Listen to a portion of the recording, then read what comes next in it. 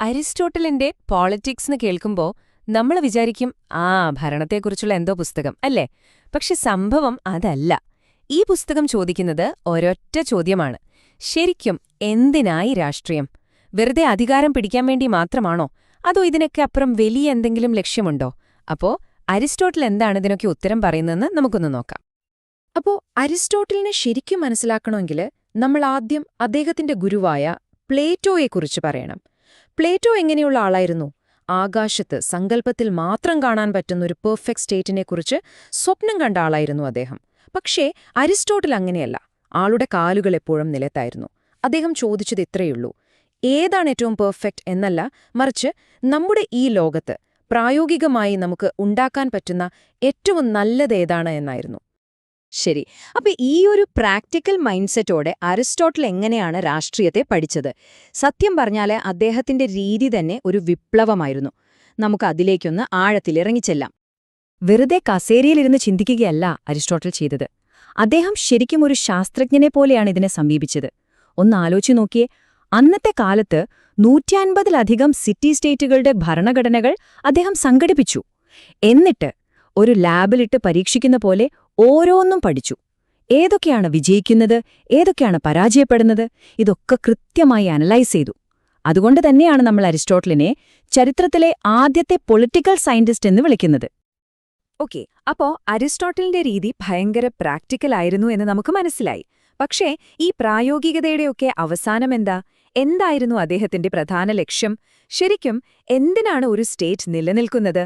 ഇതാണ് അദ്ദേഹത്തിന്റെ ചിന്തയുടെ കാതൽ. ഇത് ഒരുപക്ഷെ നിങ്ങൾ കേട്ടിട്ടുണ്ടാവും. അരിസ്റ്റോട്ടലിന്റെ ഏറ്റവും ഫേമസ് ആയൊരു വാക്യമാണിത്. എന്താന്ന് വെച്ചാൽ, മനുഷ്യൻ ഒരു പൊളിറ്റിക്കൽ ആനിമലാണ്, അതായത് ഒരു സാമൂഹിക ജീവി. സംഭവം സിമ്പിളാണ്.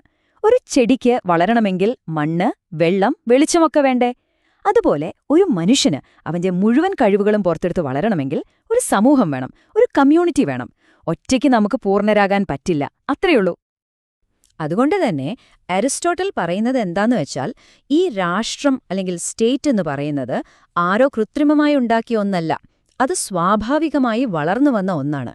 എങ്ങനെയാ?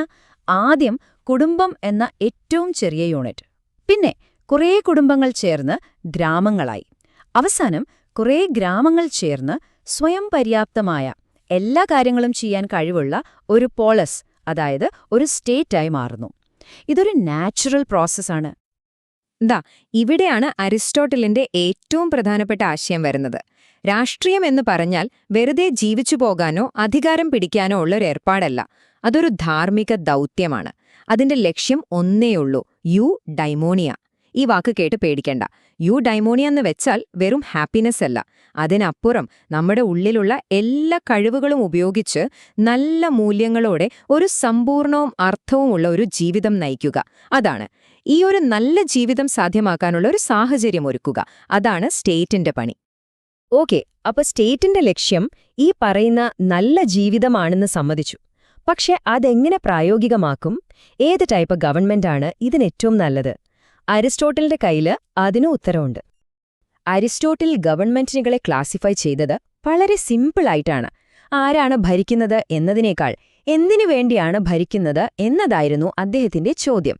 അതായത്, ഭരണാധികാരികൾ എല്ലാവരുടെയും നല്ലതിനു വേണ്ടിയാണോ ഭരിക്കുന്നത്, അതോ സ്വന്തം കാര്യം നോക്കാനാണോ? എല്ലാവർക്കും വേണ്ടിയാണെങ്കിൽ അത് നല്ല ഗവൺമെന്റ്. സ്വന്തം താൽപ്പര്യത്തിനു വേണ്ടിയാണെങ്കിലോ അതതിന്റെ ചീത്തരൂപമായി മാറുന്നു. അത്രയുള്ളൂ. അപ്പോ ഈ പലതരം ഗവൺമെന്റുകളിൽ അരിസ്റ്റോട്ടലിന്റെ ഫേവറേറ്റ് ഏതാണെന്നറിയാമോ? അതാണ് പോളിറ്റി. എന്താ ഈ പോളിറ്റി? ഇതൊരു മിക്സ്ഡ് ഗവൺമെന്റാണ്.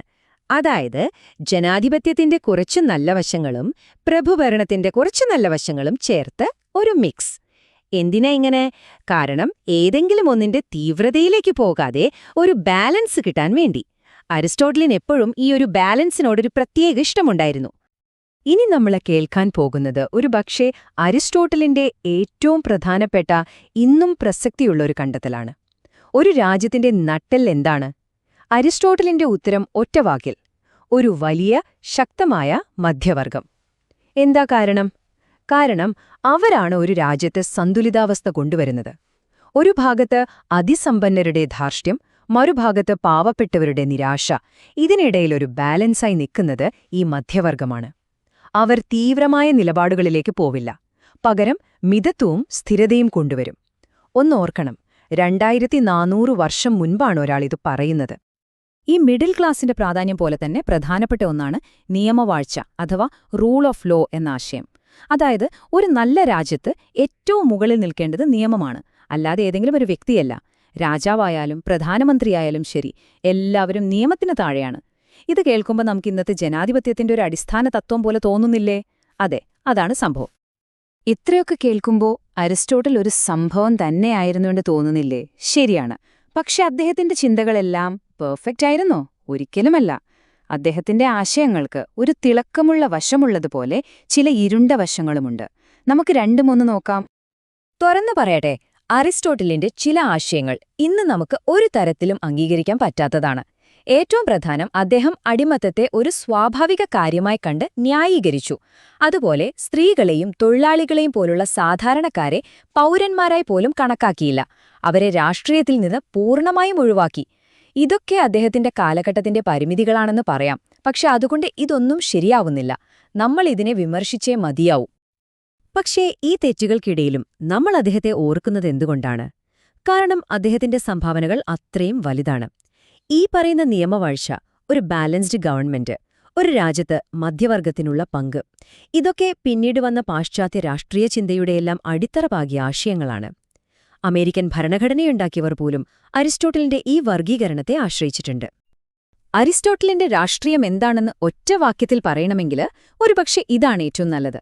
സ്റ്റേറ്റ് ഉണ്ടാകുന്നത് ജീവിക്കാൻ വേണ്ടിയാണ്, ശരി. പക്ഷേ അത് നിലനിൽക്കുന്നത് നല്ലൊരു ജീവിതത്തിനു വേണ്ടിയാണ്. വെറുതെ ശ്വാസം വിട്ട് ജീവിക്കാൻ വേണ്ടിയല്ല, മറിച്ച് അർത്ഥപൂർണമായ സന്തോഷമുള്ളൊരു ജീവിതം നയിക്കാൻ. അതാണ് രാഷ്ട്രീയത്തിന്റെ യഥാർത്ഥ ലക്ഷ്യം. അപ്പോ ഈയൊരു ചോദ്യം നമുക്ക് നമ്മളോട് തന്നെ ചോദിച്ചുകൊണ്ട് അവസാനിപ്പിക്കാം. 2400 വർഷം മുൻപുള്ള ഈ ചിന്തകന്റെ കണ്ണിലുള്ള നമ്മൾ ഇന്ന് ചുറ്റും നോക്കിയാൽ നമ്മുടെ ഇന്നത്തെ രാഷ്ട്രീയം, നമ്മുടെ ഭരണാധികാരികൾ ശരിക്കും പൗരന്മാരുടെ ആ ഒരു നല്ല ജീവിതം എന്ന ലക്ഷ്യത്തിനു വേണ്ടിയാണോ പ്രവർത്തിക്കുന്നത്? നിങ്ങൾക്കെന്താണ് തോന്നുന്നത്?